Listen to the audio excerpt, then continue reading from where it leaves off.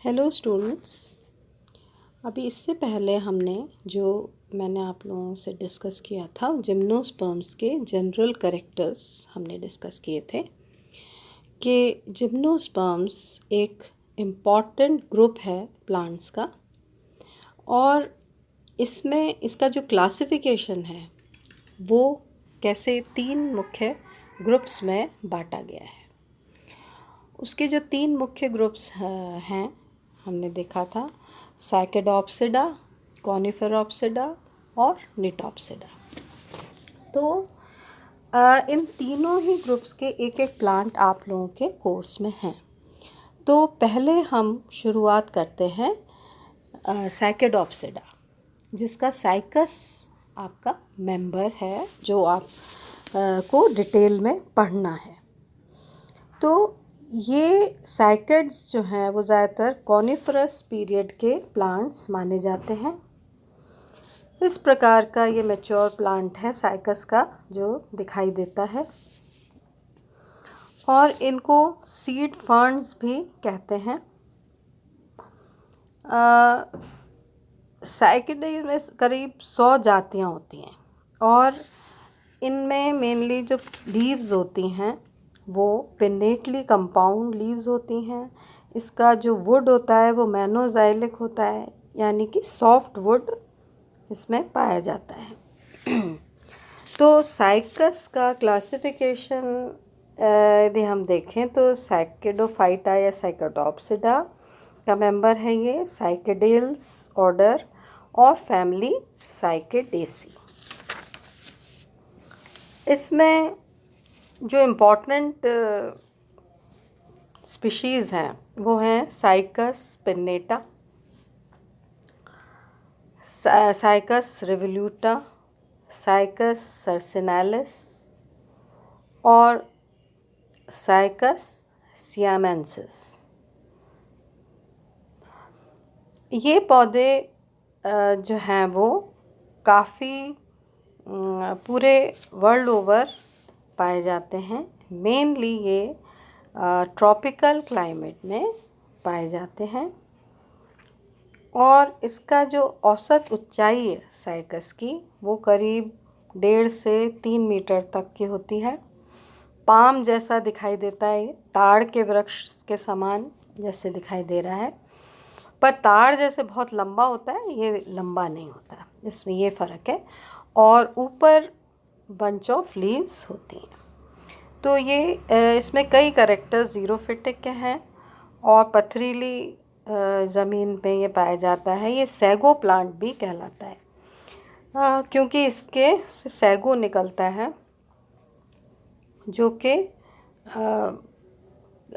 खाने के काम में आता है।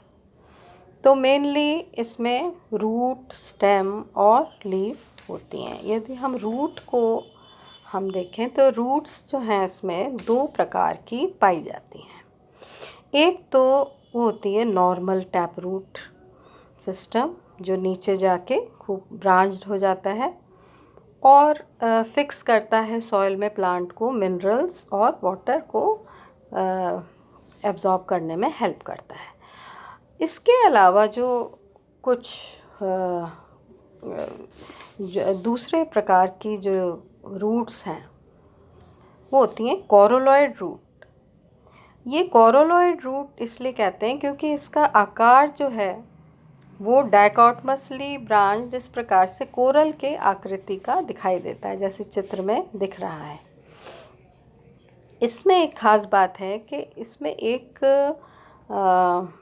पार्ट होता है रूट का जिसके अंदर एल्गल जोन या शैवाल क्षेत्र पाया जाता है, जिसमें जो ब्लू ग्रीन एल्गी है, नील हरित शैवाल वो पाए जाते हैं, एनाबीना इत्यादि इसमें पाए जाते हैं और ये प्लांट को नाइट्रोजन एब्जॉर्प्शन में हेल्प करता है। तो ये 2 प्रकार की इसमें रूट्स होती हैं। यदि हम स्टेम की बात करें तो स्टेम जो है वो अनब्रांच्ड और मोटी थिक स्टेम होती है। उसके ऊपर जो है वो स्केल लीव्स से पूरा ये ढका हुआ रहता है। और इसके ऊपर जो हर 1 साल में 2 या 1 बार इसमें लीव्स जो हैं वो निकलती हैं। तो ये जो लीव्स हैं उनके बेस जो हैं वो भी इस स्टेम में हमेशा रहते हैं। तो रेमिनेंट ऑफ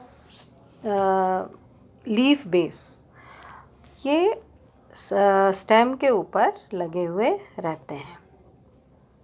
और लेंटिसिल्स भी इसमें पाए जाते हैं। इसके अंदर शूट एपिकल मेरिस्टम पाया जाता है। और इसकी यदि हम इस प्रकार से अगर हम इसकी काउंट करें तो इसके हम क्राउन्स के ऑफ लीव्स के बेसिस पे इसकी एज जो है प्लांट की वो भी निकाल सकते हैं। और इसकी ये इस प्रकार से होता है, जैसे स्कार्स ऑफ फोलिएज लीव जो हैं वो इसमें दिखाई देते हैं।